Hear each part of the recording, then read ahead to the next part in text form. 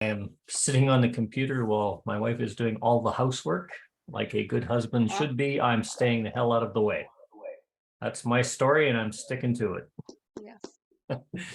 Today, today I'd like to welcome Joe Ubelacker back with us. Wave hi, Joe, so everybody can see you. Yay.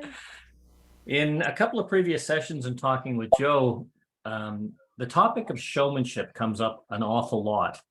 And for those that don't know Joe is a full-time caller, or was a full-time caller. I think you're still calling full-time now, aren't you, Joe? Yeah. Yeah. And he travels, he's a recording artist, he does a lot of seminars, but he also does a lot of dances specifically with his calling seminars, talking essentially, and what I liked is he takes an approach of you are a caller and they want to hire you. They don't want to hire Tony Oxendine. They don't want to hire Bill Harrison or somebody like that. They're hiring you. So you have to be the better you that you can be and the best you that you can be. And it's not about the music you choose. It's not about the rhinestones and cowboy hat that you might wear. And it's not about, all those other kinds of things. There's so much that goes into it. And that's called showmanship. And it's one of those topics that, in my personal opinion, is not well enough covered. And whenever I have somebody with that ability to talk showmanship, I love to get the opinions. I love to get the different approaches, and I love to have them present. So, ladies and gentlemen, please welcome Joe Ubelacker. Hi. Thank you. I do need to check and make sure that my sound is good here. You're coming through clear. Okay. Let's just Coming check through this. clear here. Okay.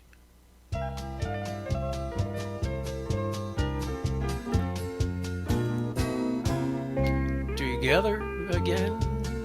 Yep. Okay. We're together again.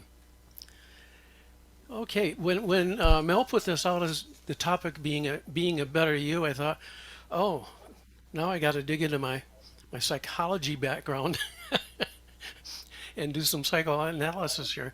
However, can I put my PowerPoint presentation up, or do you have? Absolutely. You Okay. can, yeah. Let me do that as a share screen right here. There we are. And I'll go along with this. What I'd like to do is, whoops.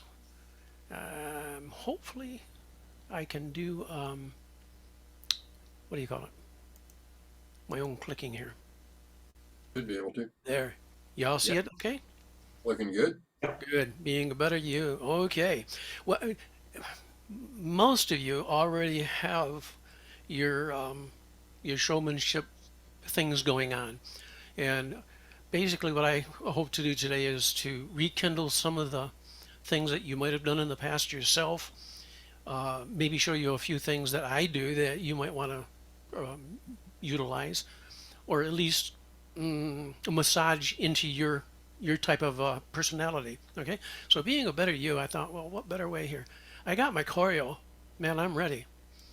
I got my music, I'm even more ready. I got my grooming, I look pretty good. I combed my hair, brushed my teeth, or was it brush my hair? Whatever. Now what? Okay, well, let's go to the definition for showmanship. And there's a number of different ones, but they all basically are the same, right? The ability to attract attention and to entertain people. Some of us have a better way of doing it than others. And we kind of call those naturals, right? We say, oh man, that person's just natural. It's just the way they are. Some of us, we have to kind of build our personality a little bit.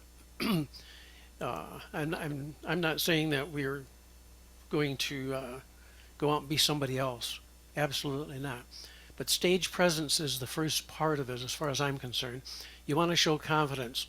You don't want to slink up to the stage and look out and look too scared. Smile. Some of us don't smile. It's not our normal countenance. It isn't mine, actually. Although when I'm with square dancing, I smile a whole lot more. But at rest, I'm a frowner. Okay, posture. Oh Lord, how many of you have seen the person with they cross their arms and they hold the mic? They put their one hand on their hip, That looks arrogant. Putting your hand in your pocket, it's like, especially if you got money in there, you're jingling it, not a good thing. This is all part of the showmanship. People notice this. You're grooming in your dress. You show up in a wonderful Western shirt and a pair of dirty jeans. That's not too great.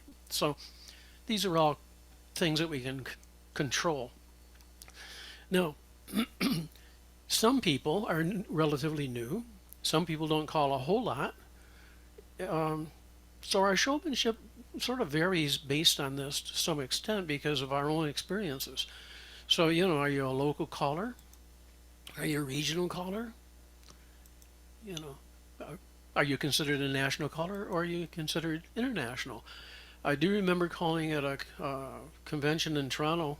Well, no, it wasn't Toronto, it was in Ontario. And this caller from the States was so happy that he finally got to call in Canada. He said, "Now I'm an international caller." And I thought, no, not yet. Okay, so local, as far as showmanship goes, this is one of the most difficult to maintain. Week after week after week, we gotta be different, special. Sometimes a caller became a caller only because nobody else was available. You got the short straw. And so you got the record, you got the record player, you had to learn how to call. So perhaps your showmanship isn't too great because you weren't ready. Okay, so not usually too experienced in calling skills besides showmanship. Do the best they can many times. Although I'm impressed many times with the local callers, is thinking, wow, I'm glad I'm not competing, so to speak, because some of them are really super. But sometimes they think they're already good, and that's dangerous. So where do I fit? Regional, you're a popular caller, and you have some showmanship traits. It's a tough job because you have home clubs, but you have to also prepare a show, so to speak. Usually use the material and effects that work in their home clubs. Okay. Whoops. Let's go back there. Go back here. Needs to have a number of shows ready because if you're regional, like I started out, when I started traveling more, I was more or less regional. I called in New York, then Vermont, New Hampshire, Connecticut, Massachusetts, places that dancers could travel to and from quite easily. They might dance to you 2 nights or, 2 sessions in a row. Well, if you do the same show, so to speak, out at as a guest date, they're going to notice that. They aren't going to like that so much. So we have to make sure we have a lot of different type of things ready. National, they have the ability to wow the dancers. That's how they got to be national. They're as good off the mic as on. Okay, and that takes a lot of stuff too. Showmanship isn't just calling in a fancy way on the stage, sort of a thing. You have to be good off the mic. You have to be charming, so to speak. You have to have a number of shows ready. Okay, you have to have a good work ethic and routine. You can't just wing it. If you're winging it, your showmanship is not going to be too great. You need to be business smart. You're starting to make money. You better have the right business strategies down. You have to get pretty good at marketing and money management and communications. And then we move on to the international, which some folks are. Got to be good in all aspects. Usually needs a good support group. Usually it's a partner or a spouse. Even if they don't go with you, they need to be behind your activity as a very valid activity. Hopefully you're doing your part and bringing the money in. Marketing means you have to be visible in that international marketplace. So, conventions, festivals, even ones that you pay for. We've done that. But it's marketing. Hopefully it comes back and you get rehired and rehired. If not, you're probably doing something wrong. But so what do you work on? Okay, whatever the category you're at, You know, if you call just for your own clubs, you still need, as far as I'm concerned, you still need to give those dancers a special care. Okay, so seek input from others. Okay, attend caller workshops with a respected caller who can help you develop your natural abilities. There's enough callers out there doing caller workshops, caller schools who all they do during their seminars and whatnot is talk, and that's, to me, that's not a whole lot of help. You got to get on the mic. Okay, so choose those people carefully. You know, if Joe Banana's having a caller school and you say, well, I got to go to a caller school, Joe Banana and his bunch sounds great, I'll go there. Well, maybe he's no good. You know, he just put his sign out thinking I can make a buck. So make sure you do a little research on that. Okay, watch the successful callers. Try to analyze what they do and how they do it. Even if you imitate them to some extent, it's not going to be them. It's going to be you because you're different. It's your own personality. But use what you learn in your own way. Be yourself. Gotta be yourself, and you're unique. You know, it's you're giving them the best you can. Oops, I already did that one. So there's two different things. There's classes for a local caller anyhow. There's classes, there's dances. And the classes should be dances. Okay? They should be dances should be themed. Okay? Now site callers are especially guilty of just calling whatever comes into their heads. You know, I'm a site caller, but I plan, I program my dances, I theme my dances. It's got to have some focus. Okay, so no matter what your method is, you really should program those. Because the next day, someone that didn't make the dance is going to ask someone that went to the dances to say, "Hey, you went dancing to Joe last night. How was it?" And they go like, "It was okay." "Oh, what did he do?" He called a dance." You know, if they can't put their hands on, well, he did this thing with the Venus and Mars stars. It was really cool. Or he did this. Or he sang the best songs there ever were. You know, whatever it is. So theme it. Now on the classes, as far as showmanship goes, it should be humor and musical showmanship rather than choreography and gimmicks. Because if you're teaching right and left through, that takes, you know, all your attention. But as you teach it, you want to use a little bit of humor. I'll tell you some, like on a lady's chain. Now, in my preparation before ladies' chains, I've done wheel around, okay? You know, Sicilian circle, everybody promenade, every other couple wheel around. And of course, you look up at you like, which one am I, the every other or what? And then you say, no, okay, let's start here, and you get them all facing in two couples, and you do your pass-throughs and your wheel arounds and everything else. So they know the action of a courtesy turn already with the wheel around. Okay, so when I get to teaching ladies chain, you know, my shtick is I say, okay, head ladies, this next call is called ladies chain, and all you have to do is go over and be with that other guy across the set. So just walk over there and be his partner. And they sort of at first timidly walk over there, and I say, "That's really nice. That was a nice ladies' chain." And they look at me like, and they start to smile because they think, "Wow, I could do that." And I say, "But there's just a little bit more. This next time when I have you chain, I want you to give a right hand and pull by with each other. So go ahead, head ladies' chain." So they pull by, and I say, "Now there you go. That's pretty good. I like that." But, you know, there's just a little more. And now they're getting onto the idea, this guy's pulling our leg. And I say, now, guys, you can't just stand there and expect that lady to stay with you. She can see guys in other squares. And, you know, she gets going towards you. She looks at you and goes, nah. And she wants to go to that other square. You've got to corral her back and keep her.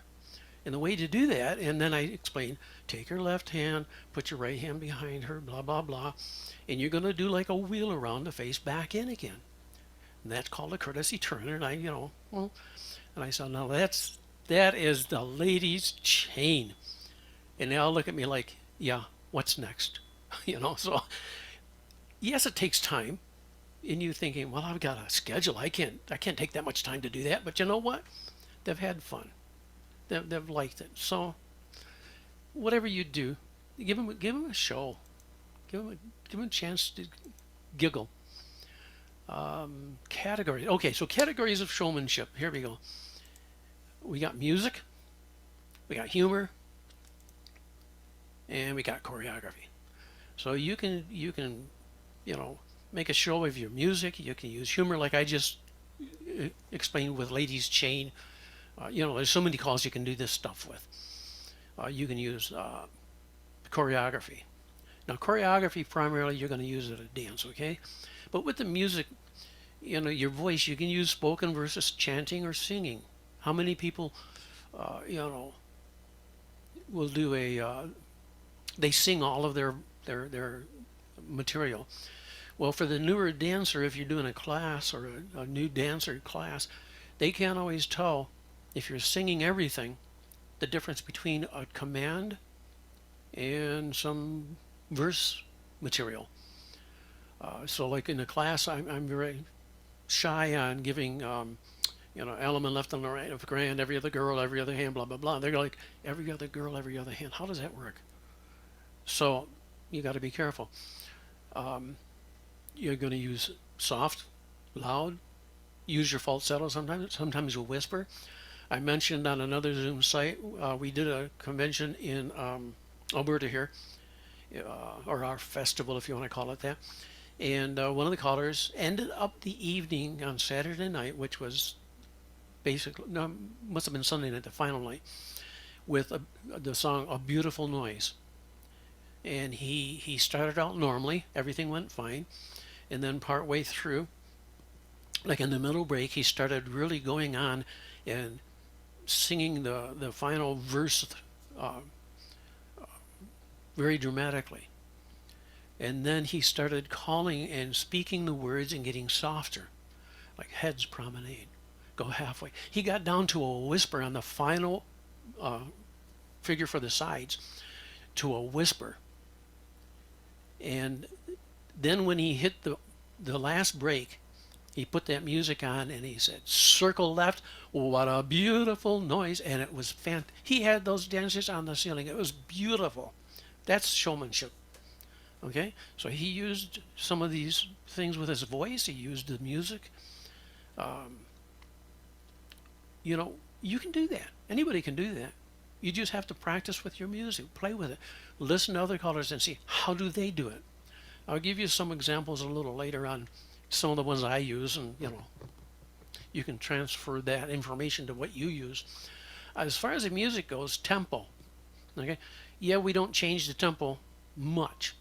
But if you change it only two beats per minute, it can make a difference of them feeling like they're going fast or they're going slow. In some music, it sounds slow. So there's nothing wrong with give it a couple of more beats. Some music will sound fast because of the instrumentation in it. If there's a lot of banjos going on or violins, fiddles doing their scratching around, yeah, it'll sound fast. The thing is, you can't don't change your tempo where they hear it, because if you start it and it's fast and you slow it down, it's going to sound draggy. They're going to feel draggy. No matter what you do, you will not recover on that particular song. Okay? Melodic, rhythmic. Mel has demonstrated many times the use of using rhythms, using our voice rhythmically to give a sense of excitement and faster movement. Instrumentation. Okay, if you're going to use the music, there's some music that McGregor was wonderful on this. They used to have the greatest music. They would have bells in there. They would have, you'd say heads, make a right hand star out to the sides, left hand star, that sort of thing.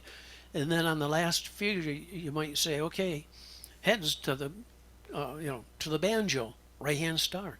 They already know the figure. They're going to dance. And if it's like a banjo excitement sound, they're going to dance up straight. They're going to feel better. Again, I've got a few different examples that I'll show you later once we get off these slides. Okay. Jokes. Oh boy. You want to be really careful with jokes. Okay. A very, very good caller, international caller, started out when he was young, and you'd all know the name. I won't say his name, but he used, when he was younger, he used to tell these jokes that were too long, and the dancers would finally they'd say, just call, forget the jokes. Also, you got to be careful of what you say in the joke. You know, there's different people have different feelings, and you got to be careful not to insult them or upset their sensitivities. Anecdotes, keep them short. Okay. Again, I have one. I'll tell you later. It's called the Diesel song, and I do a little anecdote with it. While you're calling, you see things happen. You know, you can say something. You know, so you were going to do a right and left through instead, eh? Or whatever. Anybody that's experienced a curse, you recognize where that happens. Remarks, be very careful about your remarks. But if you can use them, you're relating to your audience. You're bringing them in. You're making a direct contact, and you really, this is showmanship. You're making them feel belonging. So definitely do something. Okay, choreography, different but doable. I was doing just a mainstream kind of a dance for dancers who hadn't danced for quite a while. So I used the chain down the line calls. You know, chain them across the set, chain them down the line, chain them across the set, chain them down the line. And they thought it was fantastic. You know, it was like, but I told them it was fantastic. I said, you're going to love this. You know, if you give them the confidence that you're going to do something for them that they're going to love. When you teach a new call, don't say, man, this is going to be a hard one. You know, you're going to lose them. You want to say, no, this next call is one of my favorites. Okay, so choreography, different but doable. How many times have you called head square through, 4 of the sides separate and star through? You know, it's different, but it's doable. Unpredictable. Marshall Flippo used to do a little routine where he would have you know, doing all this stuff and chicken plucker, dive through, pass through, dive through, right and left through, dive through. Is that your corner? And it wasn't, of course. He knew it wasn't. They say, no. He said, oh, gee, okay, right and left through, veer left, couple circulate, wheel and deal. Is that your corner? No. He'd do this like 3 times. And he'd make like he was really lost. Okay, and so then he'd go dive through, pass through. Is that your corner? Yes! And he'd go do-si-do. Well, of course, they're already into the element left, but we would all laugh. It's showmanship. Gimmicks. There's all kinds of, I guess, gimmicks. Perhaps we would think of things like Venus and Mars stars as being a gimmick. It's different. I don't know if I'd call it a gimmick, but that who's on first. If you haven't never done that, that's fun. I did that at a challenge dance convention. At just at the advanced level, who's on first. And Vic Cedar comes up to me at the end. He said, now, if this was a challenge dance, we would be saying who's on first and a half. And I'm like, oh, geez, come on. It's tough enough I get to do it, who's on first and second and all that. But there's lots of fun stuff to do. You know, someone razzes you from the floor. Suppose it's head lady number 1. Okay, you know, remember, I don't get mad, I get even. Sides face. Lady number 1, grand square. You know, you got to make sure that they're going to be happy with it. Okay, don't do something that's going to embarrass anybody by any means. Let me see if I can find where I am here.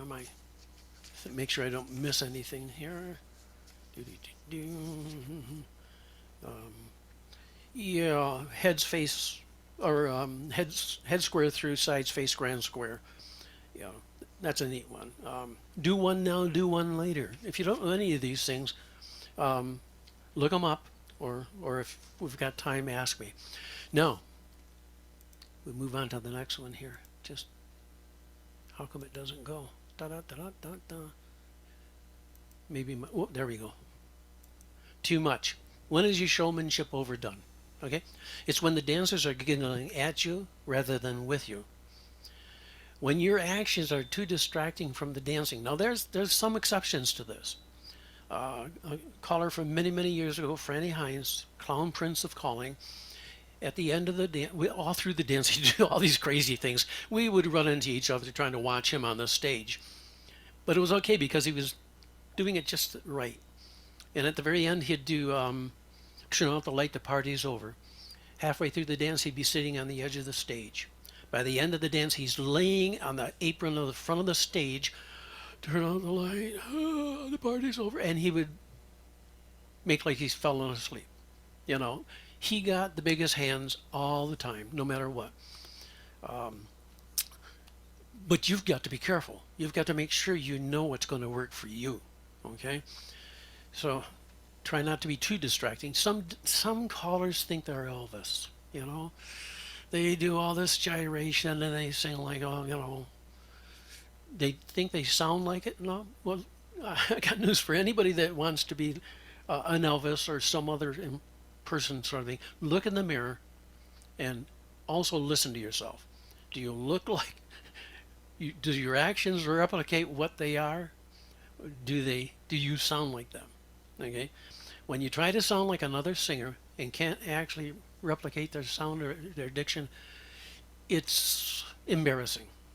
Okay, so that's that. So be yourself. That's the biggest thing. Be yourself. Not everybody's going to do all these things. Okay, get input from dancers. That's a tough one to do. You will get input from dancers. Okay, get it from other callers. Say, you know, it'd have to be like at a callers meeting. You say, you know, you've danced to me. What, you know, what do you think my strong points are? What do you think my weak points are? What would you work on next if you were me? Okay, and ask them to be honest, but be ready for bad news. You know, they're not. It's not that they're saying it. Whoops, I gotta click back on this here. I got wild with my mouse here. Just a second. Okay, yeah. You know, nobody's going to say something to be mean, but if you ask for honesty, they may give it to you, and that's okay. Go to caller schools and get feedback, especially on how to improve. Make sure that caller school has time to work with you. Listen to yourself. Get a mentor, someone who you respect as a caller, who you think can help you out. Again, I'll show a couple of the things that I use. Okay, but regardless of the level or the category of calling that you fit into, you gotta set goals. It doesn't mean you're going to get to that goal, right? But on the way to that goal, you may take a detour and go this way or go that way, and the next thing you know, you found something new, fantastic, and it become much better because of it. But do set a goal of some sort. Pick a skill set that you want to improve on. Go after it. Do you want to do better singing? Find a vocal coach. You got to be careful there too. You don't want to get someone who's going to teach you to be an opera singer. That's not what we do. You have to teach them what we do, so they know, are they able to help you. Okay, what is your weakness and how can you improve on it? Get some good help. And I'm talking about this in terms of showmanship, of using the music, of using your voice, of using the choreography. If you have a problem with choreography, get a hold of a caller that you think is doing something the way you like, and say, how do you do that? Can you help me? Will you help me? Okay. So, and what is your strength? Can you develop it more and use it to improve your showmanship? Okay. Now here's Lincoln's little saying about, you can fool all of the people some of the time. You can fool some of the people all of the time. but you can't fool all the people all the time. In other words, you got to be you. If you're trying to be somebody else, if you can't keep it up all the time, on the mic, off the mic, they're going to catch you. Okay? So make eye contact and smile with your eyes. Look in their eyes. You know, it's a path to their soul. You know, so smile with your eyes and your heart. You know, these are, they're not just our audience. You know, they're our people. I'm going to get rid of that share. Where's my stop share? Okay. So at this point, I guess maybe it'd be good if there's any questions, because I've covered a lot of stuff.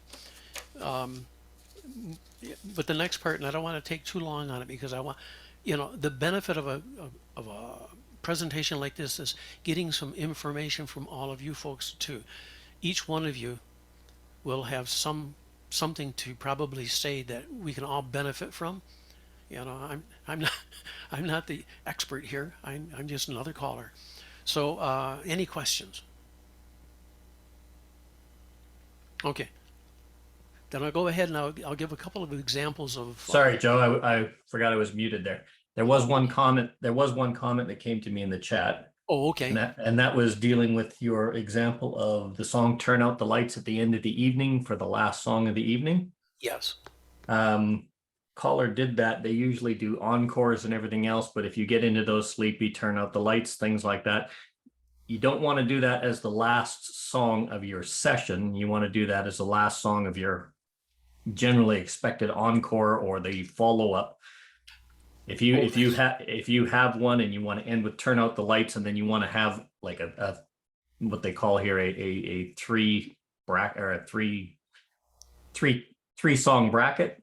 Oh yeah. Yeah, you don't want to do that as the second last one because it just no. Yeah, that is a definite wind down. Yeah, it's hard to follow that up. It's like at the convention with that beautiful noise. There, nobody could follow this guy. It was so wonderful. It was the end. And that was the other one that come in. It was all part of the same comment. It says, if you're doing conventions and you do one of these showstoppers or "Turn Out the Lights," remember, unless you're the end of the evening, don't do them. Good point. Because somebody has to follow you. And that's part of showmanship, is the courtesy for others. Oh, absolutely. Yeah, that's another thing too. If you're at a dance and the caller does ask you to call and you decide you're going to call a tip, don't try to outdo that caller. You know, don't try to be funny and give it. Just do a normal, whatever they were doing. Just do it very normally. Get on, get off. You're done. Okay. So before we progress to some concrete examples from Joe, does anybody have any other comments on what he's presented so far? Yeah, Leo has his hand up. Yeah, sorry, I can you hear me? My video isn't working, but yes, we can hear you, Leo. Excellent. So I wonder when we might consider changing national and international to festival, because it seems in some cases it's more of a resume tip than it is what they actually are, like you were pointing out earlier. I just wonder if you have any thoughts on that. Like in terms of programming? Yeah. Yeah, that's a whole nother subject in a way. It's up to the programmers as to how they're going to run that. And, you know, it's almost like you can't win no matter what you do. Yeah, sure. Yeah, there is a, you know, you made a comment earlier about what is a local caller, a regional caller, a national or an international caller. And you made the comment about a caller that says, I finally called in Canada. I guess that makes me international. Mm-hmm. I've called all over the world. I don't consider myself an international caller. I agree with what Leo's saying. I do love the definition of a festival caller, meaning that, you know, I can travel anywhere. All that is a matter of geography. But I also like the way, and I think we do need a bit more definition around quality control, because that's really what we're talking about, is the quality control for that type of event. I don't consider myself a big name international caller like Tony Oxendine or all of those people, although I've called internationally and maybe even in more countries than they have. I don't know. But I would never even put myself in that league. So it is it's a good comment, but it is those nomenclatures are about quality control, and they don't always mean quality control, which is why I like the way you sort of define them in their categories. This is what you need to be or do to be this category of caller. Yeah, I threw that in because our showmanship qualities or skills or whatever are somewhat based on what we do as a caller.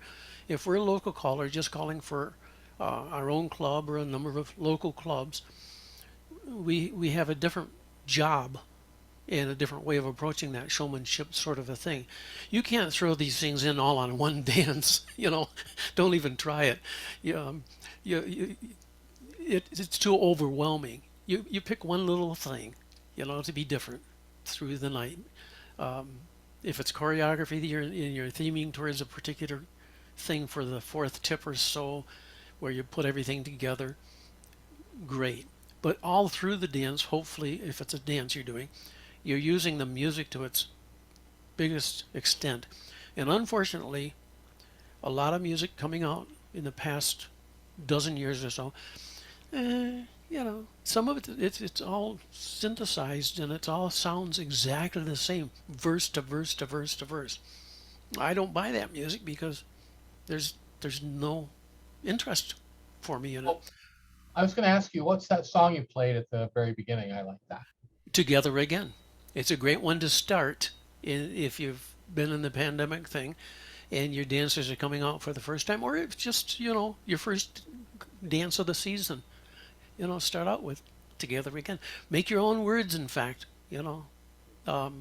make it poignant. Together Again, and love to see you here, and blah, blah, blah, whatever it is.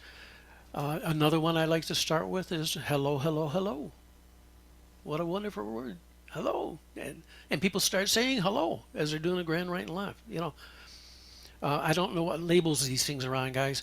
I've had some of these things for so long, and when I put my music into my computer, I never did put like labels and all that stuff. I should have, I guess. But with a number of thousands of songs, I'm not going to go back and do it. I do have the records. In fact, at this point in this room, I probably have 3,000 or 4,000 records sitting around unrecorded. And in my storage room, I have all the ones that I have recorded. What a job, it's horrendous. But anyhow, it's part of what we got to do. Festival call. That's a different category too, though. There are some guys that are local callers who do a fantastic job at a festival, and a very quick anecdote. I was doing a charity for someone over in Massachusetts one time, and we all donated our calling. I was the MC in this one hall, and this guy comes up to me, and he's dressed up in a beautiful Western, almost like a tuxedo, with a few rhinestones on. Very nice, handsome-looking guy. And he says, "Can I call?" I said, "Sure, I'll put you on the list. What's your name?" And he told me his name. And I said, "Are you going to do patter or singing call or one of you?" He said, "No, just singing call." He said, "I don't really do patter yet." And if you've never heard the song "A Beautiful Noise" done by someone by the name of Ron Libby, you haven't lived. That was Ron. And he as a singer, there was only 3 callers at the national or at the national challenge conventions, at any of the challenge events, that were ever asked to do singing calls. Ron was one of them. Stan Winchester, who was not really a caller per se, but he had such great choreography, the dancers loved to do his singing calls. And they would ask me because I yodeled and they wanted to, have giggles. But again, we all started somewhere, guys and gals, So don't think, well, gee, I'm kind of new. I can't do all this stuff. No, be yourself, but look for what you can do. Okay? So, if there's no more questions there, and there's a few of you, boy, I'd love to dance to some of you guys. I can't wait to dance to Michael or Mickey. I think his showmanship, he probably could do a better job on this than I could, based on just listening to his input. Anyhow, oh, I gotta get my so this will be a bit scattered, but oh, I gotta get rid of that. I don't need that. Here's my music. Okay. Oh, one of the best things. Sorry, we Joe. have- Joe, before you go on, Mike Gormley still has oh his yeah, hand up. Mike. Yeah. Okay. At our state convention in Florida, we have a thing at the end of the evening, the last half hour. It's called Musical Highlights. And it's maybe about 6 callers or so or whatever. What would you say is needed to fill that request? Is it just plain good harmony? Is it nice syncopation? What about like upbeat music that really driving as opposed to laid back but just plain good harmony? I mean, what would you put into musical highlights? Okay. Well, not everybody can do harmony, so I would, unless you had someone that could do it and just show it, and I just want to say, usually this is a team of 2 or 3 callers for each tip. okay. It's not one person, Yeah. Okay.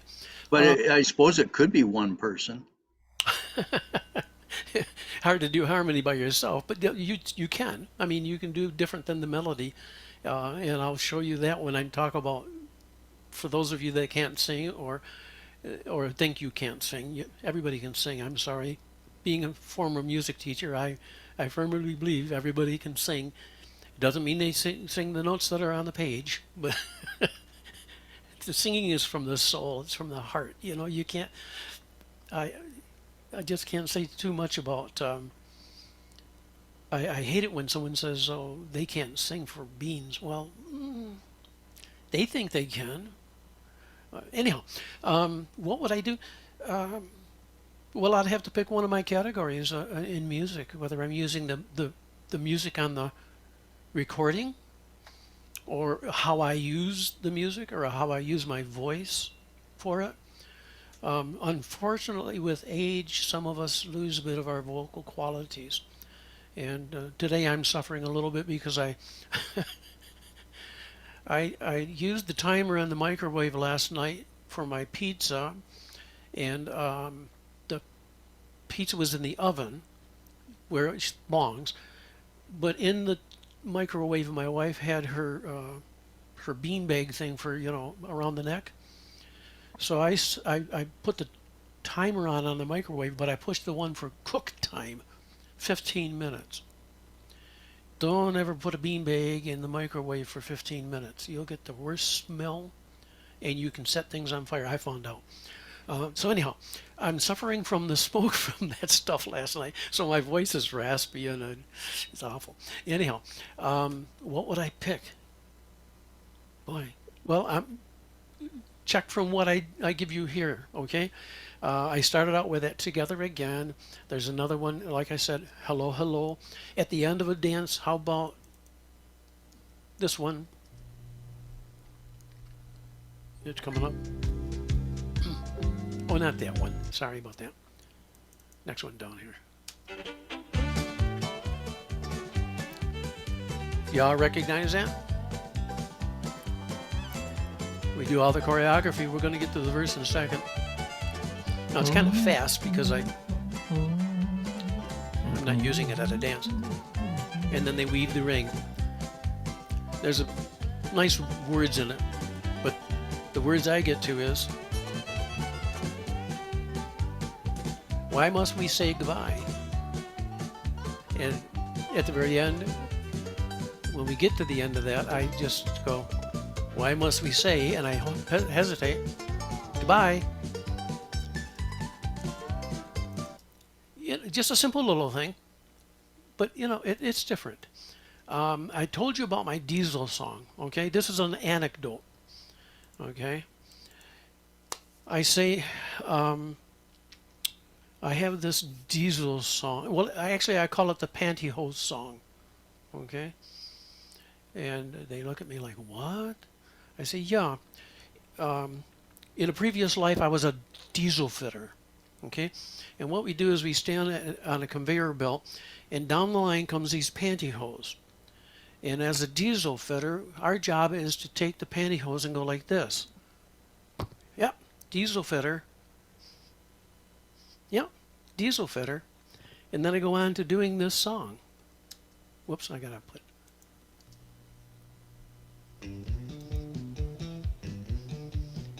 And hopefully somebody recognizes it. I met her on a Sunday. My heart stood still. They do run, run, run. They do run, run. And of course, pantyhose run. So, you know. So that's the little anecdote. Short, silly, goofy, sure. Makes them chuckle, usually. Sometimes a bad joke teller is funnier than a good one.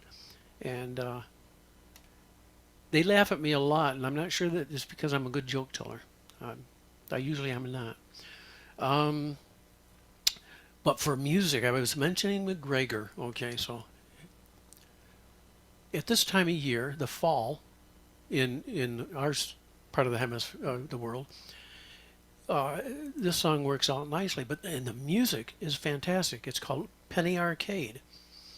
And what I'll do is I'll put it on, and I'll go through a couple of different spots on it. And I'll tell you what I do with it.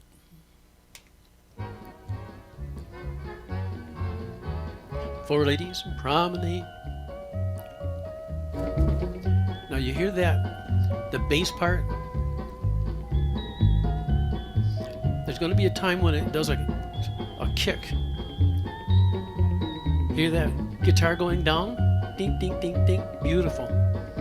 Okay, so during their figure, their break, their opening, when the leaves begin to fall, remember now the penny arcade, the head square through. Now listen to this. Okay. Now it's going to come again in 8 beats. Here it comes. Okay, you hear that boom, boom. Okay. I'm going to cut my music here. That boom, boom is not on the record as much as I make it. I have my hand on my volume control. I know where that boom, boom's going to come, and I give my volume a boost. Boom, boom. And all through that song, there's a difference. Now that was the first figure. Let me go to the. And I pre-cue it, by the way. You notice, so the dancers can start dancing to the phrase. Oh, you hear that? Listen to that.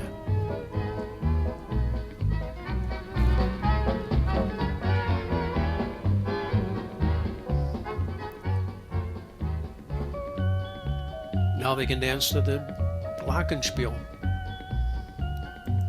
You got to make the choreography fit so they can dance. Not a bunch of little short things.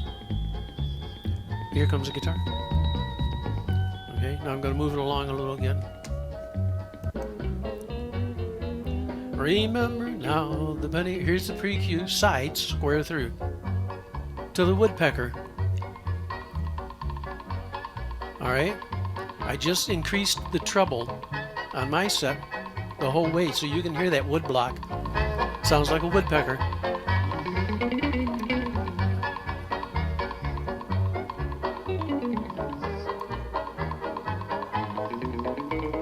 And summer was a ball, but when those leaves begin to fall. Now we moved it on. Again.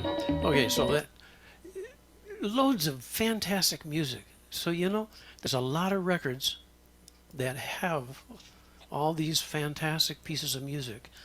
The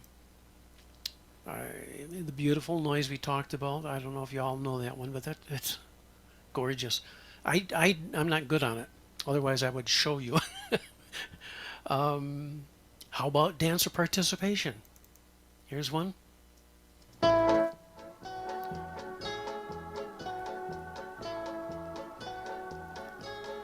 Circle left, bring back. Answer me. bring back, bring back your love to me. And you get the dancers to answer you. I'll let it go to the element with a corner, weave the ring.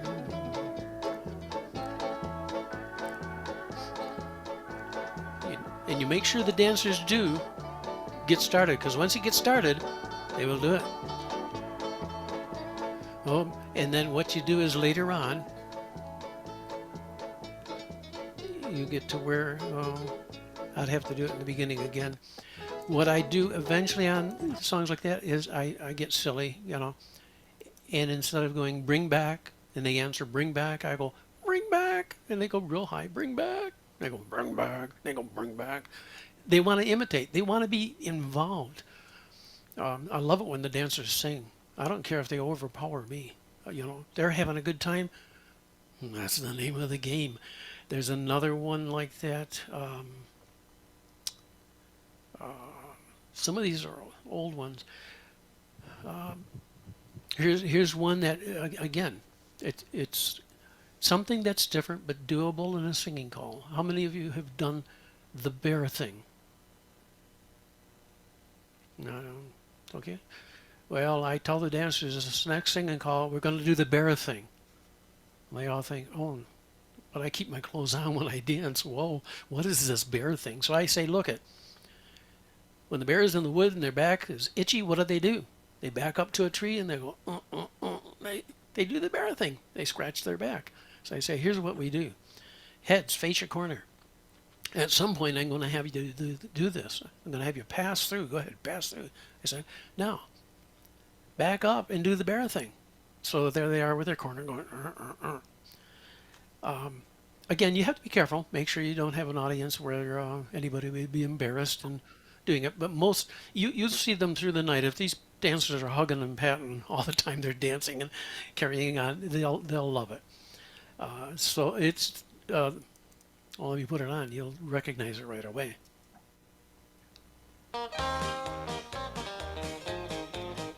This is the figure then. Heads promenade halfway. Right or left through. Square through, they're on the beat. 2. Out to the corner, girl. Do a right and left through. Half sashay. Everybody pass through. Do the bear thing.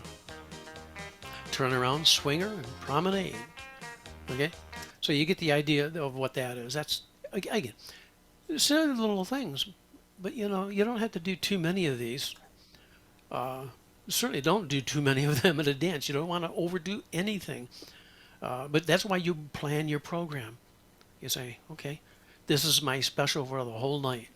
The bear thing. Chris. I was just going to say that particular thing, I've seen that where that makes, I wasn't calling, which is maybe how I know. So I was down in the square. It makes a lot of people really upset and uncomfortable. In the same vein as telling somebody to yellow rock. Many dancers don't, well, you know, if you want them to yellow rock their partner, that's one thing you say, you know, yellow rock your corner or something. Those kind of things, they used to be a lot more common many years ago and maybe a lot more accepted. But I know even when I started dancing, you know, like in '83 or whatever that was, even at that time, there were a lot of, so you really have to be, I think, very careful about any of those kind of things where you're telling the dancers, you know, ordering the dancers essentially to go make some kind of contact that isn't just normal square dance moves. Yeah. You can really, I mean, I've been in places more than once, and in a square, and the dancers, you know, the caller did, oh, do the bear thing or whatever, and then those were, I'm never dancing with that caller again. Yeah, right. I mean, they were really pissed off.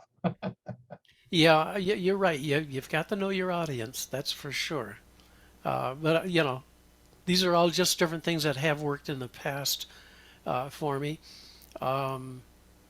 Again, getting dancer participation. Won't you come home, Bill Bailey? You know, in the middle break, you say, okay, all the boys sing, and they go, won't you come home, Bill Bailey? Won't you come home? And then you say, circle the other way, and all the girls sing, and they sing, yeah, blah, blah, blah, blah, whatever it is. Yeah, the times when that happened that I'm thinking of, it was all at national festivals. Oh yeah, that's kind of risky. Yeah, I myself, no, I don't like Yellow Rocks. Um, I don't know who these people are. Um, Here's one that's a fun one if you want to do it, and you can make a thing out of it. Uh, I'll put it on, and you can see what I mean. I don't say anything about it. I just all the way through it. You could walk around your corner, whatever, seesaw, whatever's on the list, you know. And they know my voice by now. Adam and left with the corner. Weave the ring. You are my sunshine. They hear that. They look up and like, what the heck? Okay. And towards the end of that, because they're all starting to look up, trying to figure out how is he doing that. At the last break, I'll even have a glass of water, and right when I go to do you know, and I say, watch this, and I, do you know, and of course most of them have caught on that it's somebody else on the record, but still, it's a goofy little thing to do. Okay, key changes are fantastic. Trying to think of, well, going to build a mountain. Now, this is not the label I like. I think it was recorded on Pulse and has the best key changes. And the key change comes in the middle break and the end. And if you're doing like Four Ladies Promenade and you hit that key change, it's fantastic. I got to play the first part so you hear the key. Can you hear that? A bit fast. I'll slow it down there.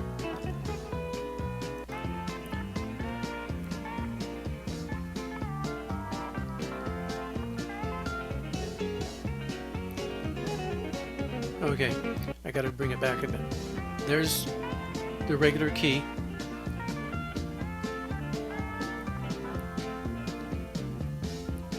Now they're still in the last figure here.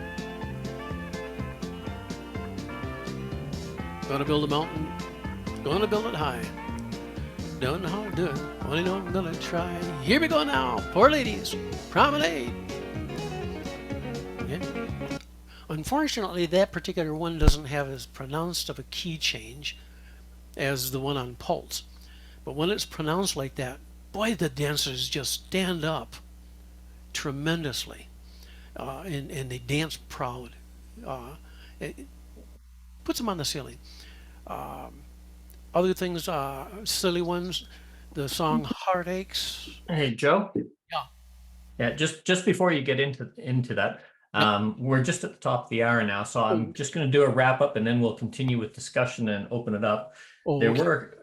I'd like to thank everybody for coming on in. And a special thanks to Joe for opening up what is a world and probably about another 30 hours of possible sessions, discussion, and everything just to start touching the surface of what goes into showmanship for individuality.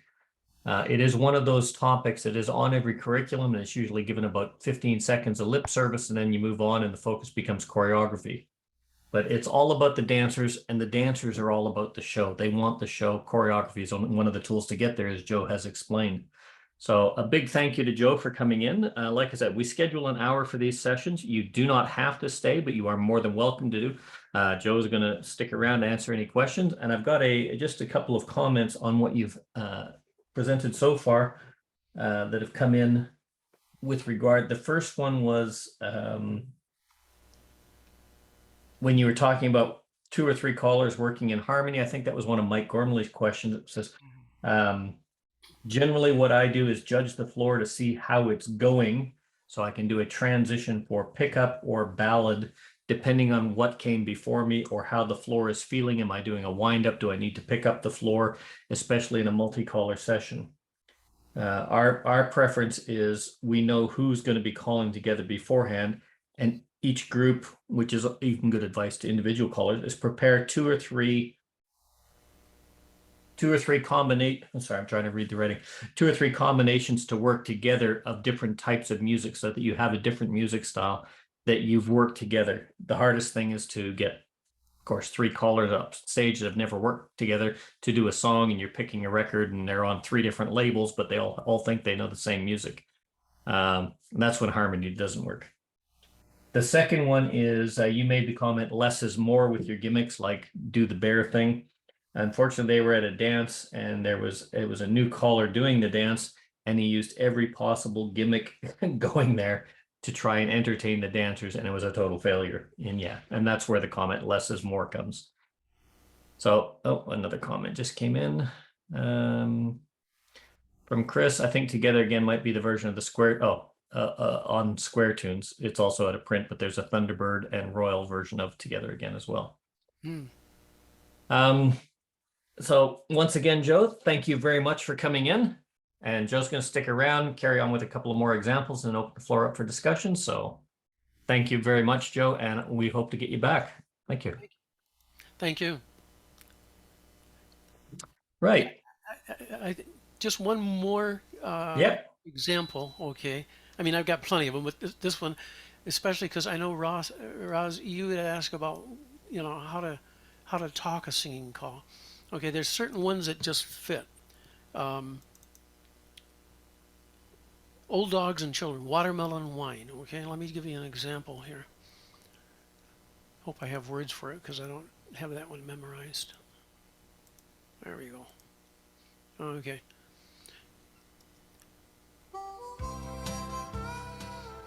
And I'm not actually good at this myself, but Sides, Face, and Grand Square. Okay. I was sitting in Miami, pouring blendy whiskey down, when this old great black gentleman was cleaning up the lounge, element left and weave. Uninvited, he sat down. He opened up his mind on Old Dogs and Children and Watermelon Wine.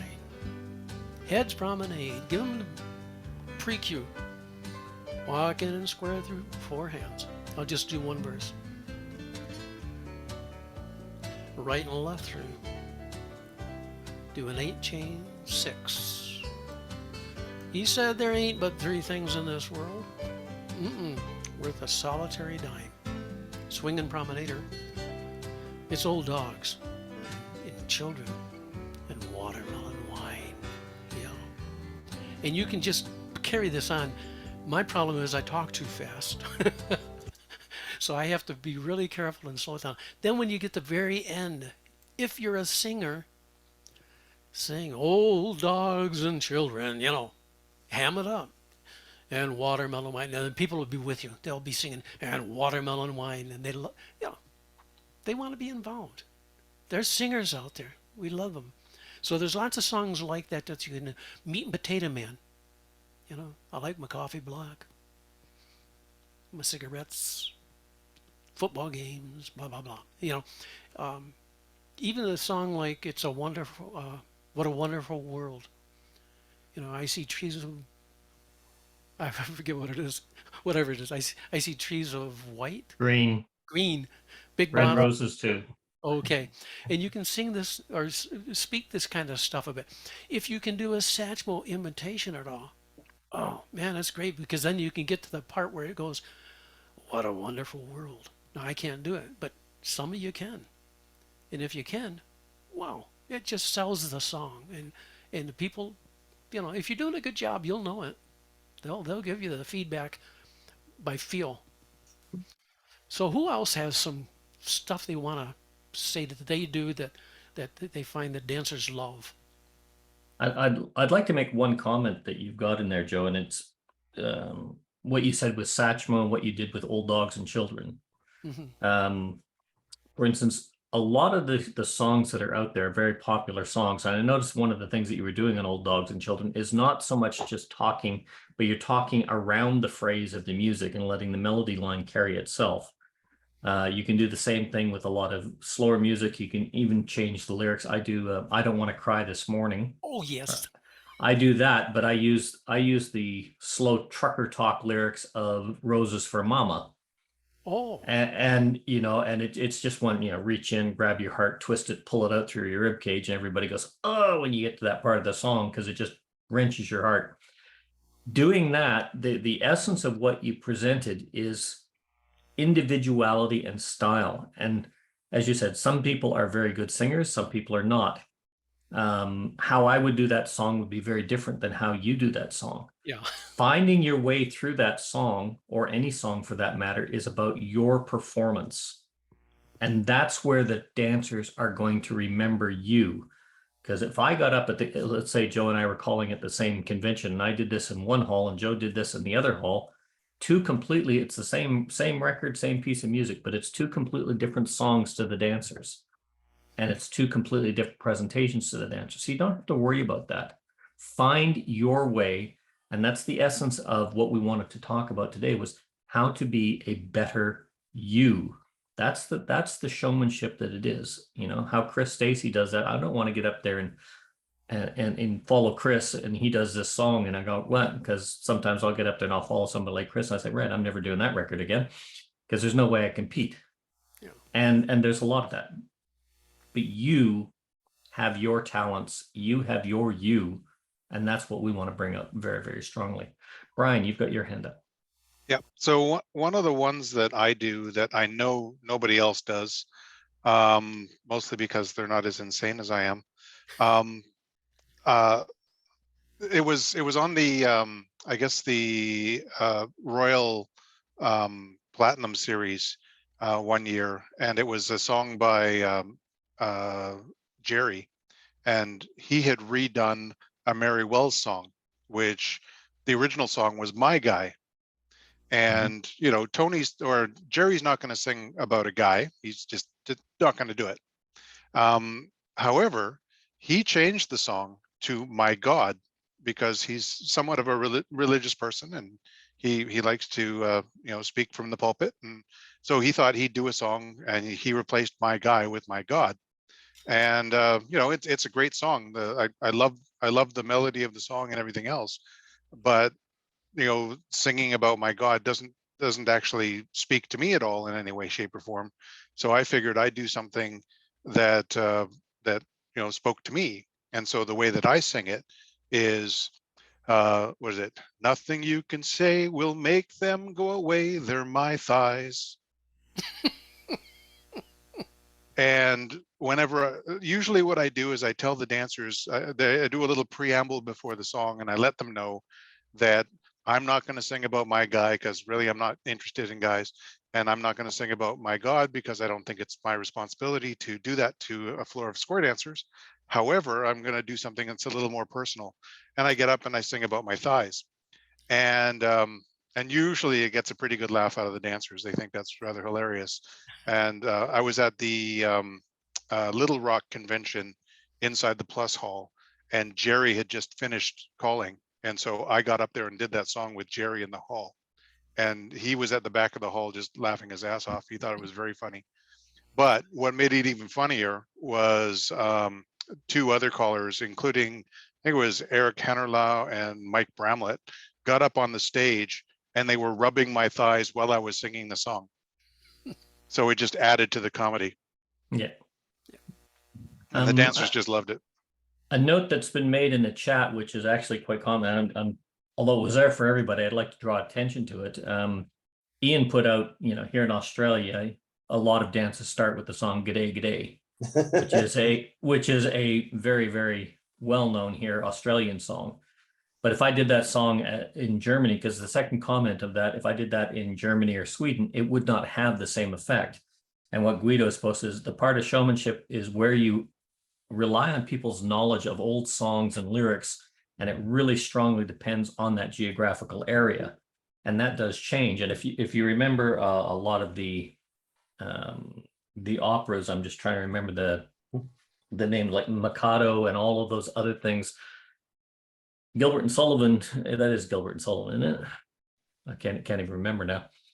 But what they would do is they would send teams out to see what's happening in the local area, and they would incorporate and change the lyrics of all the songs to incorporate the local politics of the area when they did things like the Mikado. And the same with and this is an old tradition, and it's something to bear in mind that if you are going to call in a different venue, the difference of changing, it's Friday night in America, that song was Friday night in Australia, easy changes. But if you can get something up close and personal about a region that you're in, or do something wherever, or for instance, if I'm calling in Moscow or Kaliningrad, I may change the song High Road, Low Road and sing a Russian poem by Pushkin in Russian. I can do it lyrically, do the ABBA thing. Just something to make that little difference can have a lot of effect. Just be very, very careful about what you do on the translations, but find that group, find that nuance that is very local, and that will bring you into the dance because it shows you are trying. Even if you get it wrong, you are trying, and you're coming to where they are. They'll come the rest of the way to where you are. Leo, you've got your hand up. Yeah, just a couple of examples. I think dynamics are a great tool. So I will do something like "Rockin' in Rosalie's Boat," which in the middle breaks have the drum solos that people get really excited about, and then it's Four Girls Promenade, that sort of thing, and people are really excited. The other thing that I like to do is Devil Went Down to Georgia, which does two things. Once they hear that music, they're like, okay, here we go. I start off very, very soft. By the time I get to that left Alaman at the final break, people are hooping and hollering. It's very cool.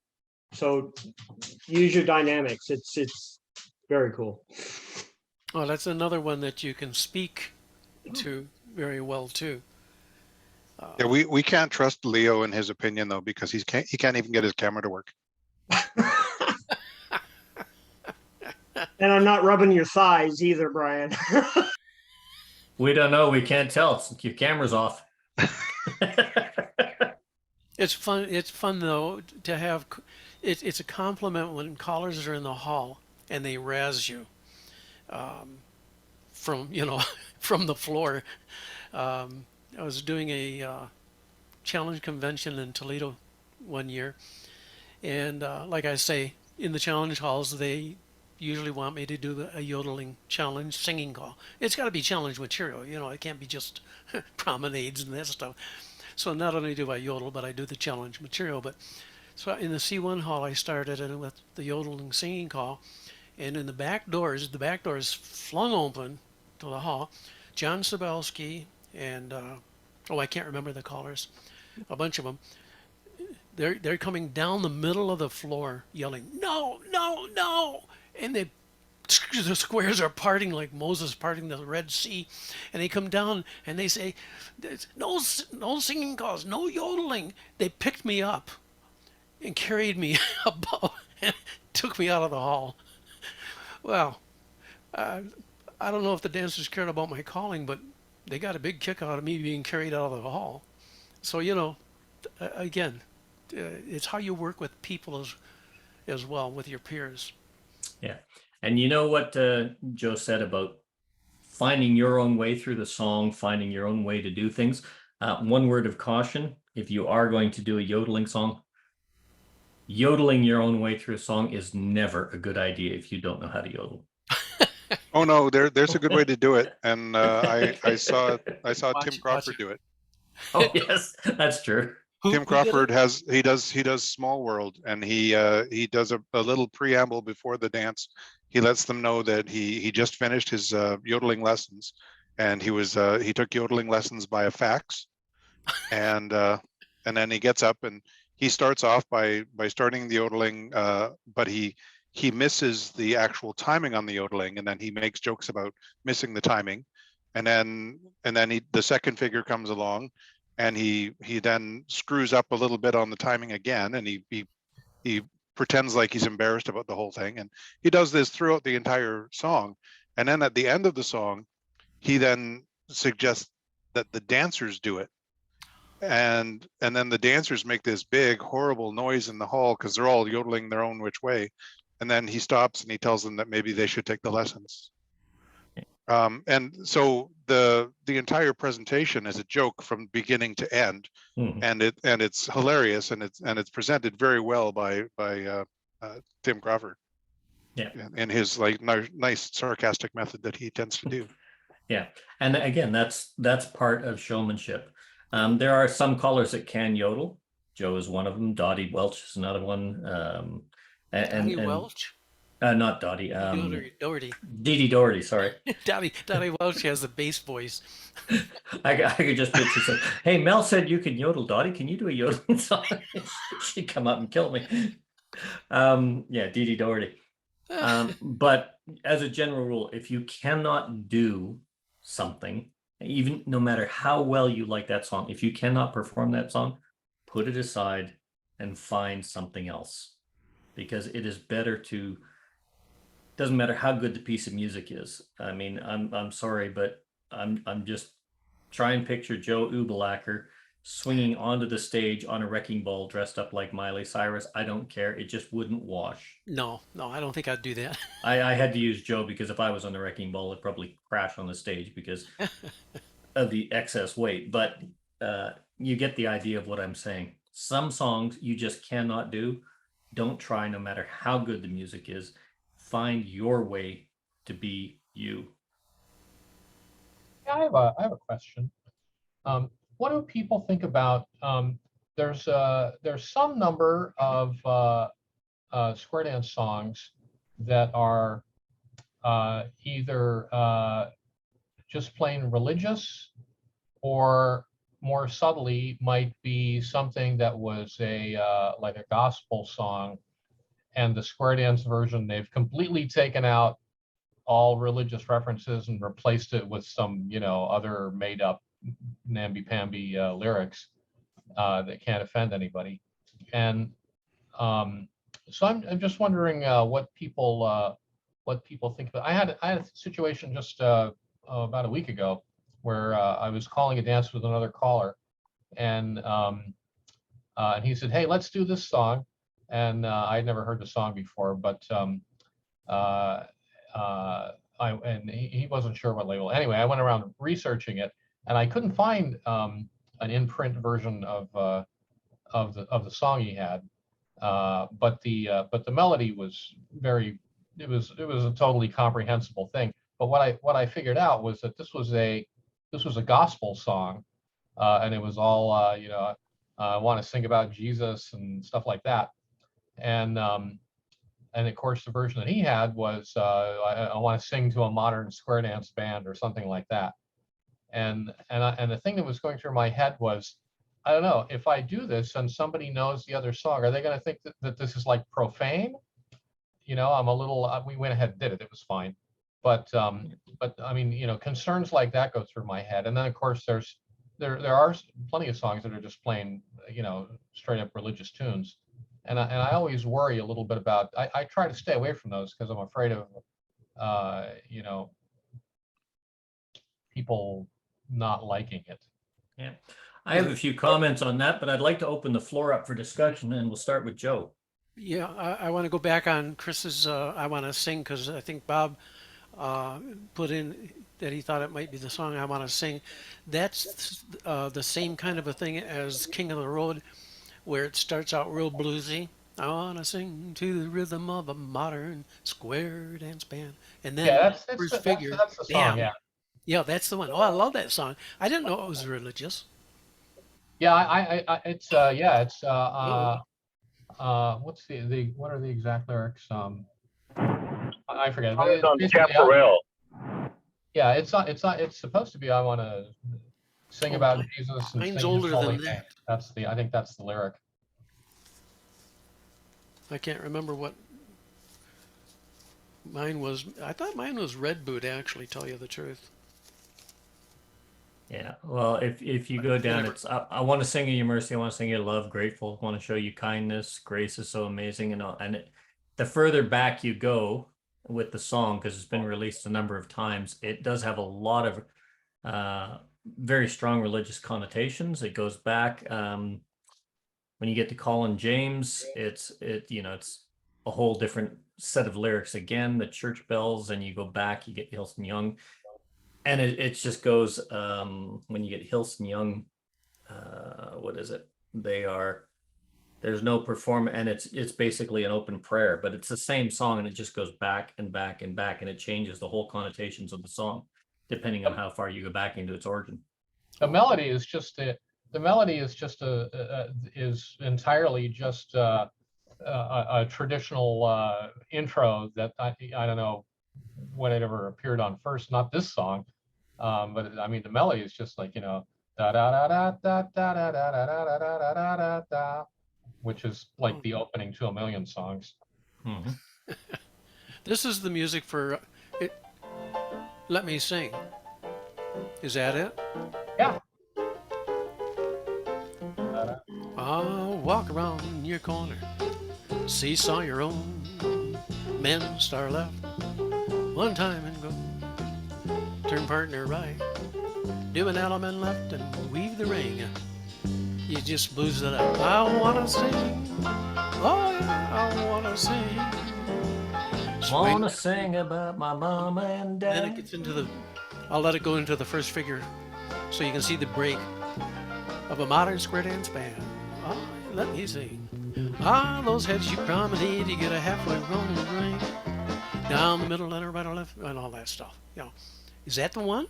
Yeah, that's the one. Yeah, it's got the speed up, and it has I forgot, some kind of clover leafy figure in it, and I don't use the yeah, I think it has a curly Q in the version that I heard, but yeah. Yeah, but that's a different version than the Chaparral. Chaparral is less piano. Okay. The main thing about it is that it starts out slow, but then it speeds up dramatically. Yeah. Yeah. And then the very last break, it everybody's expecting it to go back to the jazzy thing, and It doesn't. It changes key, which adds excitement. And holy smokes, you put them on the ceiling. One of the issues that was raised, and it's absolutely fantastic. There's a lot of songs that do this kind of thing to it, but the question itself about the connotation of a piece of music, and we went through a period of horrific political correctness in square dancing where the pendulum swung way too high. If it mentioned alcohol, no. If it mentioned yellow polka dot bikini, for instance, at one time was considered an absolute no-no of a song because it was sexual exploitation of women. Any drinking song, Devil Went Down to Georgia, terrible, terrible, terrible song. Can't do that. It's about Satan. It's about a contest. This is not a church song. And it says, I told you once, you son of a bitch. Oh, so it's emphasized. I told you once, you son of a gun. Yeah. And doing that kind of thing, did that actually change the context of the song, or did that actually point out the fact that, yeah, we all know the word is there? And it's the same with religious songs. And I found out about this actually when I was calling for a Jewish group in Ottawa, and we actually called and danced in the synagogue. And this is where, big thing, they had a bagel bash there. And on one side they had the cantor, and on the other end he had a choir group. He just called it impromptu, didn't realize we were in the big hall. And we're over there, and I'm calling square dancing, and I put on the song Ezekiel Saw a Wheel and Swing Low Sweet Chariot, both gospel songs. And the doors to the rec open, and there's the cantor in there. And he's singing along going, because those are Old Testament. They're not New Testament, which is the same book. And you look at these kinds of things and you say, right, if I'm going to do these kinds of things, do the best job you can. He had no problem with this at all. In fact, he was requesting things which was even New Testament because they're good pieces of music. But again, it comes down to discretion, good taste, and common sense. If you're going to a political rally and you're calling it a political rally, you don't want to do songs about anti-war or anti-political policy decisions, because there's I can't remember who the writer is, Bob Dylan. You don't want to do a lot of Bob Dylan songs or something like that if that's the focus of the rally. do your background research, judge your music to the crowd, and find something, because there is so much music out there. And if you can't find something that's going to be neutrally based or fun, you shouldn't be doing it in the first place. I have no problem singing about drinking songs. I have no problem doing religious songs. I have no problems doing something that might be a little on the racy side.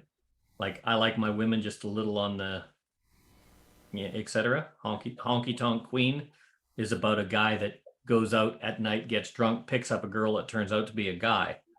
Hilarious song, and it's a great duet song. I'll do them because they're funny and they like them, but I'm not going to do an entire evening like that. So it's a judgment call. Bob, you were coming on and out. Did you have a comment there, Bob Elling? I was just curious as to the label, but I realize it's hi-hat. Which one's that? I was saying. I want to sing. Okay, yeah. I might mention one segment of our square dance activity that you have to be careful with too, and that's the gay community. I called for triangle squares for over 30 years. In fact, I started that club along with some of the dancers way back. And once you're accepted as, being a part of the group, so to speak, not that I'm gay, but it doesn't matter, you can get away with a lot of things. But one caller, we were doing the international convention in New York City one time, and this one caller, he's a traveling caller, national, might have been international. He isn't anymore. But he does get around quite a bit. Anyhow, he's calling in the one hall. I don't know why they hired him, and he's calling Spin Chain the Queers. And the dancers, a number of them came to me and they said, "Can you talk to this guy? He's really embarrassing us and himself." Now I could, at any of the gay conventions or festivals per se, I could get away with that. But that's because I earned my wings, I guess. In fact, teaching class, well, one of the, again, it's goofy, it's showmanship again, teaching square through, and I don't care where you put it, men are going to turn outward on the second hand after, no matter what. They just do. We're born that way. It's in our head to pull by, face in, and then do a little twirl on that corner. Pull by, do another little twirl. So I finally, at one of my local clubs in Peterborough, in average age 70, 80, something like that, I said, "Look at guys, the next time one of you twirls out like that, I'm going to come down and kiss you on the lips." Well, they were very careful about doing their square through. I tried that with the gay club, and I had, pick me. So be careful to the sensitivities of the group you're calling for. If you're calling for a father-daughter group, 4-Hers or something like that, you got to be careful. Yeah, it's part of showmanship. This is just part of good common sense. The time when I'm the most careful is when I get hired to do a party at a church group, or occasionally it'll be you'll get wind of the fact that it's not maybe it's not a church group, maybe it's a birthday party or something, but it's but that they're super religious. That's when I think really, really carefully about what songs I want to do. That's a case where I might deliberately include some religious ones, but mainly what I'm thinking about is all the ones I'm not going to do. It's funny. I used to call for a Mormon group in Ottawa, and my most requested song in that group was "Some Broken Hearts Never Mend." Ah, that's the one where the middle verse says it's not. Oh, you start out with coffee black cigarette. Coffee black cigarette. And you cough your head off, right? And no, yeah, but they don't drink coffee. It was the only Mormon tabernacle Well, the that verse that had a coffee pot. They made sure I had a coffee pot and a cup of coffee when they asked, and I wasn't going to drink coffee, but they made sure the people that asked me knew I was a heavy coffee drinker my and a middle smoker at the verse time. would be my middle verse would be That's a case where I might. I've been known to ad lib just funny lyrics, and I don't think about them before I get on stage. I don't know, that would be a case where if that happened, I'd be tempted to try to ad lib some coffee black cigarettes. I don't know. I'd have to think. You got to think of something that rhymes that's to the effect of but we don't have that here. No. Well, the middle verse I use for that would be great for the Mormons because it's they do their, I don't know if it's a circle left or a grand square, and I do rendezvous in the night. Got a million women to hold me tight. Yeah. It's supposed to be got a willing woman, but change it. And of course, I get giggles out of that. Yeah.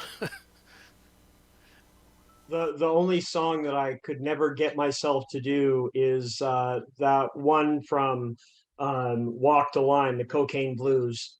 I do a Johnny Cash song, Johnny Cash dance whenever I can. And I just don't have the guts. If you don't know the song, it's, the one about, I shot my girlfriend and then I took cocaine. And so it was recorded, so somebody thought it would sell. But there's just some things you just stay away from. What about if not taking the cocaine, leaving the cocaine away, and instead of the gun taking a knife, you got to hang down your head, Tom Dooley. So. Well, the song all I could think of was Amarillo by Morning. It's like, yeah, that's right. I shot my girlfriend in Texas, did cocaine in Santa Fe. On the record, it's time just so. So instead of I shot my woman down, it's do an Alaman left. so you can play with the song that way. But again, it's just one. Again, there are some things you should just stay away from. Unless the music's fantastic, forget it. Yeah, my issue with a lot of those songs is most of the parody versions of it I learned from marching in the army, and some of the lyrics are just not appropriate. Yeah, no, it's fantastic music. So I get my nerve up right till I grab the mic, and I'm like, no, I can't do this. Somebody was mentioning I like my women on the trashy side. Yep. I remember one group that there was a caller who would occasionally call to them, and he loved that song. And man, the women in that group, they really did not like that song. They would be like seething every time anybody did it. Yeah. It's amazing how many songs. Hello? Go on, Mickey. Oh, okay. Thank you.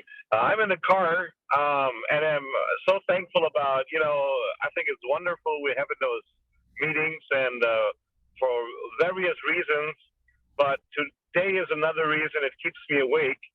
I'm just hitting back down south to Munich from Frankfurt. Just had a dance to Autumn Jubilee. Mel will know it. It's a very traditional old dance in Frankfurt area. Mm-hmm. And talking about entertainment and show, right? Funny thing is, Joe mentioned a couple of things which I thought he was reading my book. When he talked about that stuff with the corner, Alaman left and the other one did a do-side-do. I have a similar version to that, but usually put that in there to build up that the dancers pay attention, right? So when I, excite them with wham, bam, corner, Alaman left, right? I would do that 2 or 3 times, and then I would do, here's your corner, wham, bam, and they would do the Alaman left. And, I would stop, and I'd just look at them, and they're done, some of them with the Alaman left, probably most of them. and I would say, "Okay, element left," and they would just break out and laugh because they've done it already. Those who didn't do will do it. Yeah, and I have that done 2 or 3 times, and then they get cautious because then they get the bonus out of it is then usually it's an 8 chain 4, and on the 4th hand everybody do the courtesy turn, yeah, because I do a do side do before that instead of the element left, and then they're home. So whenever they would do a mistake or whatever, they get credit for it, or if you play that trick on them, right? So and another point which happened today was entertainment, and I got them right at the first tip. And it was funny because sometimes you just gotta communicate with the audience and see what is on there. Now I'm a member of the famous soccer club Bavarian Munich, Bayern München, okay, which is the biggest sports club in the world. Now there was a guy, he was from Frankfurt, and he had a sign, a jacket on with his club, but I wasn't sure with the logo on the front of his jacket. So I called, and I had all the side boys turn a quarter to the left. So he was facing the stage. And I said, that doesn't work. And he looked at me, and what do you mean? And then I picked up the little piece of cloth I've got where I rest my microphone on there, and I showed the logo of my club. And everybody laughed. And there I had him, but the side boys were standing just, what are we doing now? I said, don't matter, just face back. And I just wanted to check whether it's true that he's a Frankfurt guy, okay? So, and the ice was broken. The rest was just fun. Yeah, but you also have to take into account, you can't go too far that way, Mickey, because, the Munich Bavarian Football Club, I mean, you got to feel sorry for them. One day they'll actually win something. Yeah, but we had a ball at the after party too. So, and it's all with a laugh and a wink in the eye. It's never trying to offend somebody. It's always with an eye twinkle, and it's always got to be entertaining. If everybody can laugh whenever you do, then it is a good one. If some people cannot and they feel offended, then it's a bad one. The thing I wanted to throw out there for, in particular for newbie callers who are here, although I don't know that there's too many of them, is maybe I'm a little paranoid, but basically, if there's somebody in that hall who can take something that you say the wrong way, no matter how far-fetched it is, they will. That's what I'm always thinking when I'm thinking about little remarks and jokes and whatever. So I don't know. Personally, I'm just like super conservative about that sort of thing. I kid around with people, and I think I have a really good connection. I just had a club call me up the other day. We're like, oh, we want to book you for a year from now. This is 300 miles away, and they're like, oh yeah, you called for us back at that Halloween, and you did that singing call where you changed the lyrics around so it was talking about us. I had zero recollection of that, but anyway, whatever that was, that went over great apparently. And I do things, and I'll make funny little, what I think or hope are funny little remarks and whatever, and play around. But I'm like super, super conservative about that. And I never get up and just tell a joke or any of those things. So I don't know. Anyway, that's my paranoid approach. Well, I think Joe mentioned a lot of valuable points and made them there. And I guess in sum it up, it is all about judgment. I mean, we're not talking about right or wrong. It's about judgment and like or dislike. This is entertainment.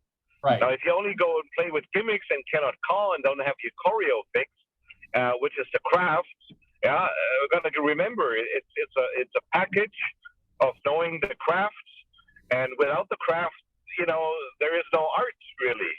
And then it's you may get away once with it, but continuously, no way, right?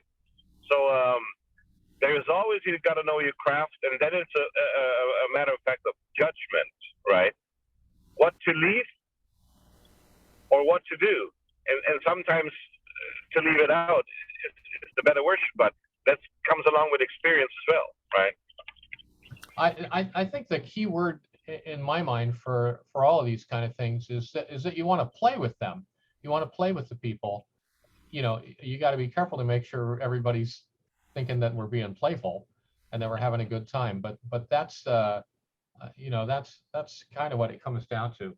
A lot of that is the balance that Joe was saying. There's the change, as long as it enhances and doesn't distract from the dance or their entertainment, you'll be fine. Less is often more.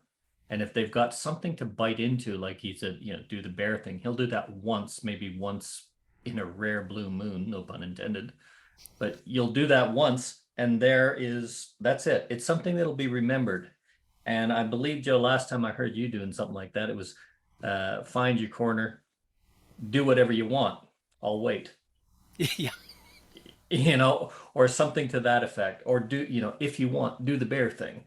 There's always that qualifier that's in front of it that didn't used to be there, but it works because it puts everybody at ease. And somebody else mentioned that, you know, if you can put that qualifier in, people don't feel so self-conscious about it when they see other people doing it, but they will feel uncomfortable if they've never been exposed to that or are all full of strangers. Finding that balance is what Chris is talking about, and that's caller judgment. And it's a lot more than just saying how good can they dance.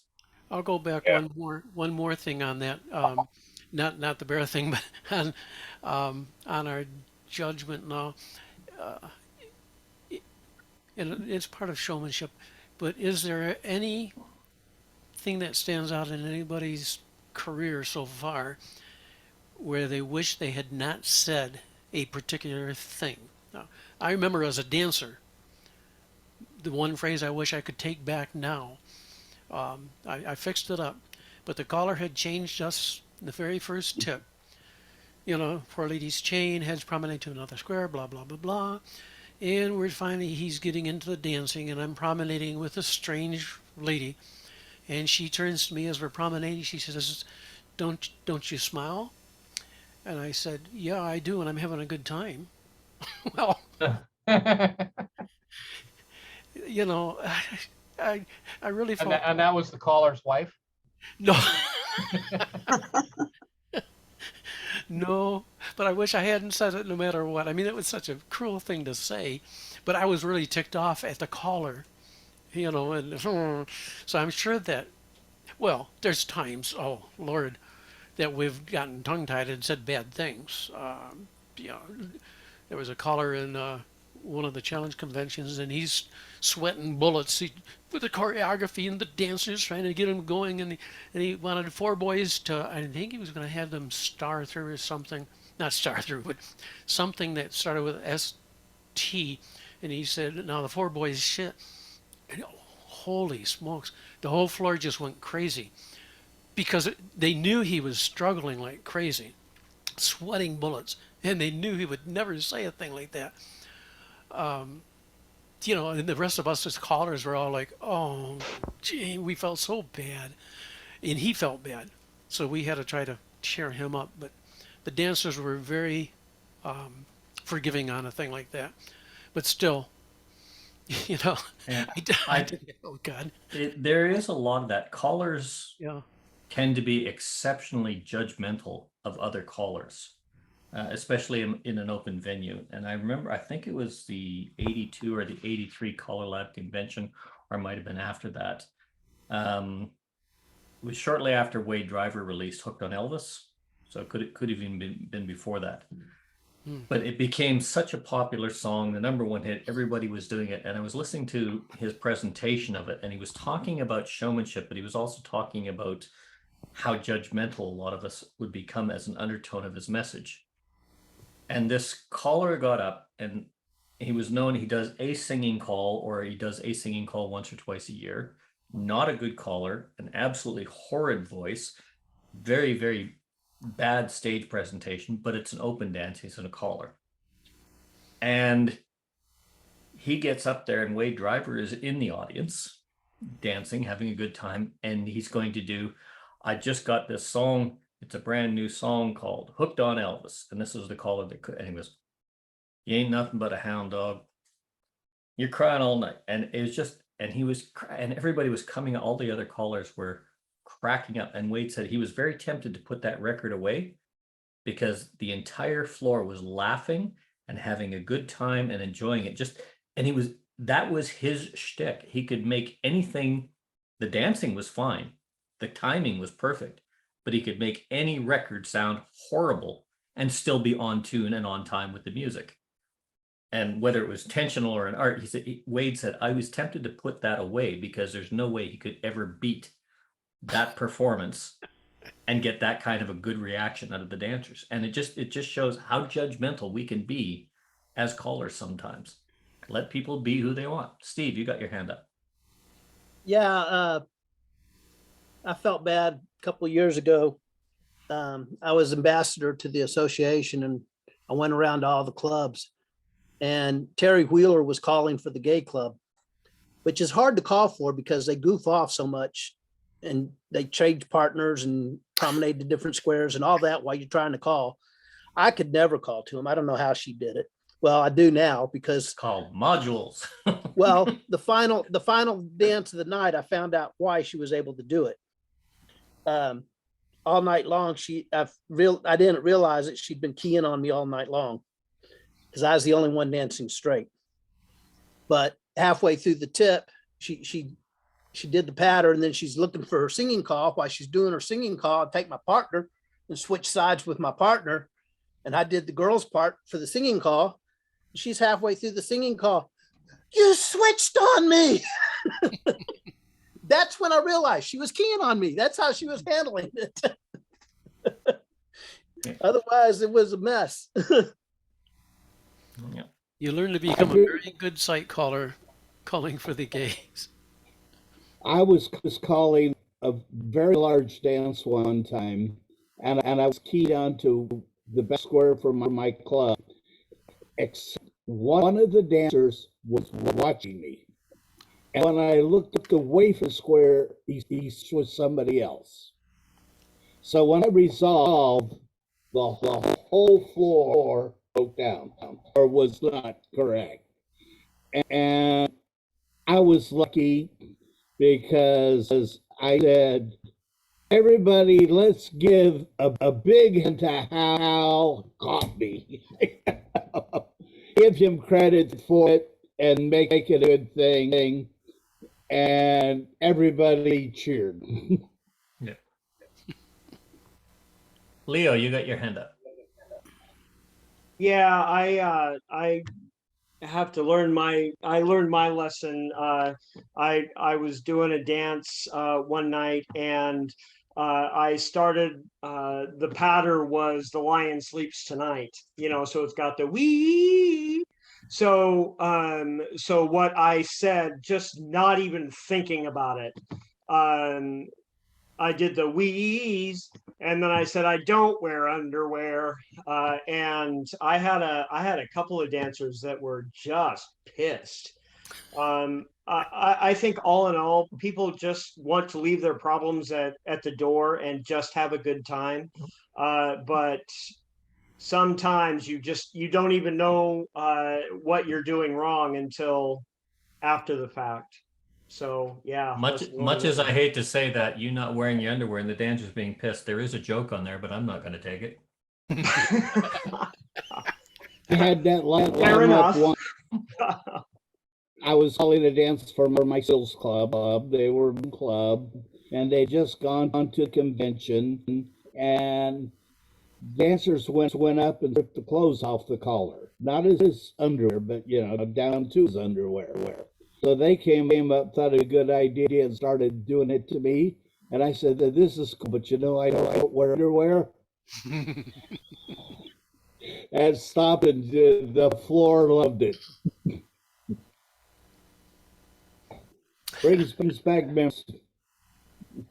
I remember when I was calling in Germany and as a new caller, one of the things that the dancers